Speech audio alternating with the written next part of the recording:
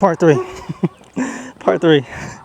So, to wrap this up, I figured out one of the things that Satan was using, one of his devices to get me, was this app that's connected to Instagram. It's called Threads. I'm not saying this is all purely satanic and nobody should use it, but specifically for me, Satan figured out because, he's been studying me. Just giving you a personal example. He knows what triggers me. He knows what can waste my time. He knows what can distract me from my purpose. And for me, that specific app, Threads, it's so easy for me to waste my time on there because it's purely an app where you're essentially sharing your thoughts. And me, who's always somebody that's usually always in their head, I don't really talk that much in real life. For the camera, I have to, like right now, because I'm talking to you.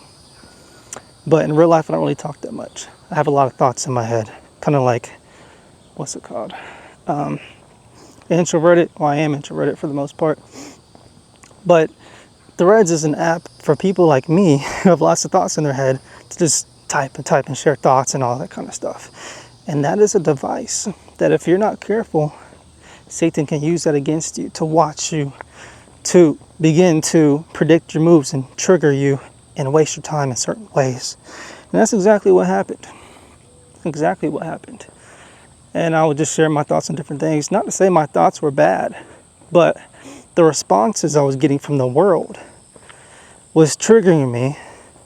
And I felt like I had to keep on responding to these, how should I say, these worldly people who didn't understand the truth, didn't understand biblical truth, as there's a lot of wicked people on Threads who just don't care for biblical values at all.